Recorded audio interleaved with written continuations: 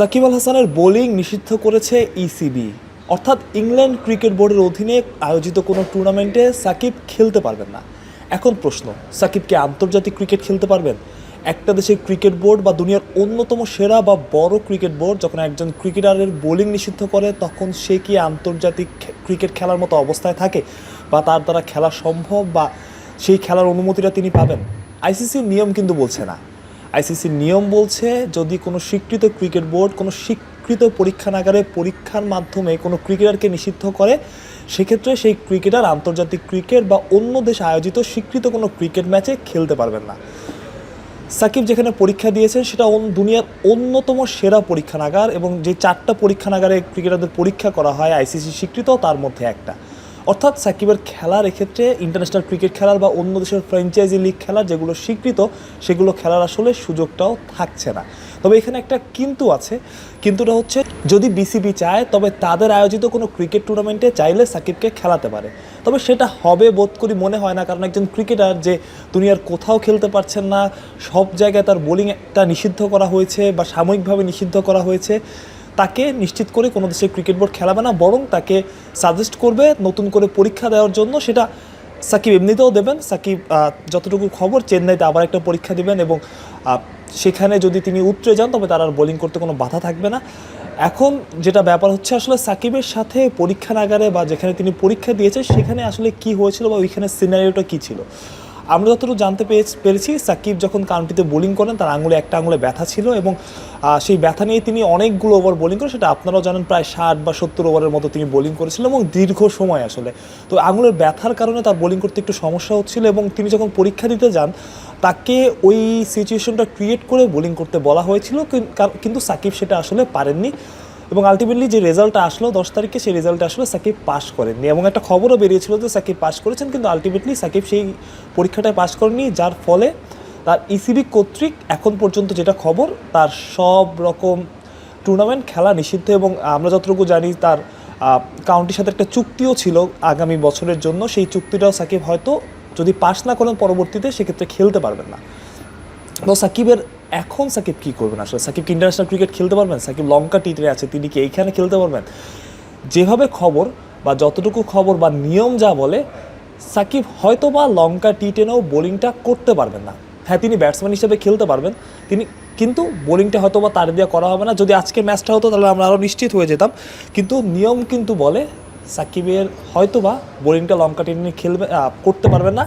ঠিক এই কারণেই হয়তো সাকিব ব্যাটিংয়ে বেশি গুরুত্ব দিয়েছিলেন, এবং আমরা আগের দিন একটা আলোচনা করছিলাম যে সাকিব তার ব্যাটিং অ্যাপ্রোচ চেঞ্জ করার চেষ্টা করছেন, সাকিব এসেই মারতে চেষ্টা করছেন। এমনিতে টি-10-এ কিন্তু সাকিবের বোলিংয়েই সাকিবের মূল রোল, সাকিবের কাছ থেকে বোলিংয়ে। কিন্তু এবার আমরা একটু ভিন্নভাবে সাকিবকে দেখতে পেরেছি। প্রথম ম্যাচে কিন্তু আপনি মনে করে দেখেন, সাকিব বোলিং করেছেন মাত্র 1 ওভার। এই ধরনের ক্রিকেটারের কাছে কিন্তু শুধু ক্যাপ্টেন না, সাকিব ক্যাপ্টেন না আমরা জানি, কিন্তু এই ধরনের ক্রিকেটারের কাছে কিন্তু অনেক ধরনের কল থাকে যে আমি কত ওভার করব বা আমি আসলে করতে চাই কিনা। প্রথম ম্যাচে কিন্তু সাকিব 1 ওভার বোলিং করেছিলেন, তার চাইতে বড় সাকিব ব্যাটিংয়ে মনোনিবেশ করেছিলেন এবং প্রথম থেকে হিট করার চেষ্টা করেছিলেন।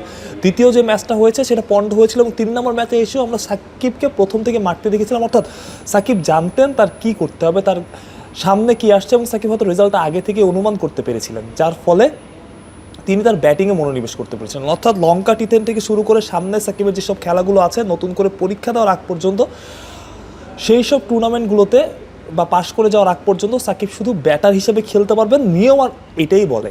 আজকে যদি ম্যাচটা হতো, আজকেও কলম্বোতে বৃষ্টি হচ্ছে, যার ফলে আসলে ম্যাচটা হয়তো বা হবে না। সাকিবরা মাঠে আসবেন, মাঠে এসে আগের দিনের মতো হয়তো দেখবেন, অপেক্ষা করবেন, কিন্তু আলটিমেটলি ম্যাচটা হওয়ার সম্ভাবনা খুব কম। যদি হয়ও, সেই ম্যাচে হয়তোবা সাকিব আল হাসান বোলিং করবেন। অর্থাৎ নতুন এক সাকিবকে কিন্তু আপনারা দেখতে যাচ্ছেন। সেই সাকিব বোলিং করেন না, যে সাকিব অলরাউন্ডার নন, যে সাকিব শুধু ব্যাটার। এবং তার ক্যারিয়ারের জন্য এই 17-18 বছর ধরে তিনি ক্রিকেট খেলছেন।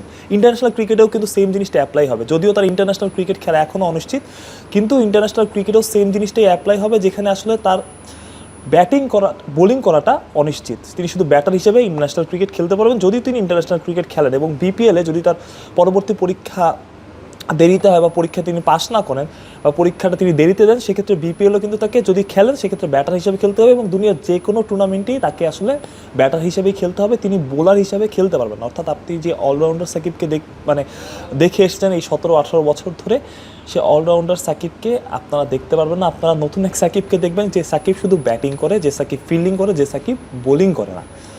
সুতরাং আপনার অনেকের জন্য সেটা মেনে নেওয়া আসলে কঠিন হবে এবং এটা আসলে বিরল একটা ঘটনা। একজন ক্রিকেটার তিনি 17 বছর ধরে ক্রিকেট খেলছেন, 17 বছর ধরে বোলিং করছেন এবং বহু বছর নাম্বার 1 অলরাউন্ডার ছিলেন আইসিসি র্যাঙ্কিংয়ে। 17 বছর পরে এসে তার বোলিং একসময় ত্রুটি ধরা পড়লো এবং আমার কাছে পার্সোনালি যেটা মনে হয়, আসলে আমি যেটা বলছিলাম, কাউন্টিতে তিনি হাতে ব্যথা নিয়ে, আঙুলে ব্যথা নিয়ে অনেকগুলো ওভার করেছেন। যতটুকু আমি ধারণা করছি বা আমার আশেপাশে অনেকে বলছিল যে ওই ওভারগুলোতে হয়তো সাকিবের বোলিংয়ে সমস্যা হয়েছে এবং সাকিব যেহেতু পরীক্ষার সময় হাতে ব্যথা নিয়ে বোলিং করেননি এবং ওই সিচুয়েশন ক্রিয়েট করতে পারেননি, সেক্ষেত্রে সাকিবের একটা ব্যাকফায়ার করছে সাকিবের জন্য এবং সাকিব আসলে পরীক্ষাটা উত্তরতে পারেননি। সাকিব চেন্নাইতে পরীক্ষা দিবেন এবং চেন্নাইতে যেখানে আসলে যে 4টা পরীক্ষাগার আছে আইসিসি স্বীকৃত, তার মধ্যে একটা, এবং সাকিব যদি সেখানে উতরে যান এবং সাকিব নিজেও উদ্গ্রীব সেখানে পরীক্ষা দেওয়ার জন্য, কারণ আসলে এই কলঙ্ক নিয়ে আসলে কেউ থাকতে চায় না। আমরা জানি ছাদেরও কলঙ্ক থাকে, দুনিয়ার অনেক ক্রিকেটার যাদের বোলিং একশো ত্রুটি ধরা হয়েছিল। আমি এখন শ্রীলঙ্কায় বসে আছি, শ্রীলঙ্কার অল টাইম গ্রেট মুতিয়া মুরলীধরনও চাকিংয়ের দায়ে অভিযুক্ত ছিলেন এবং তিনি পরীক্ষা দিয়ে উতরে গেছেন।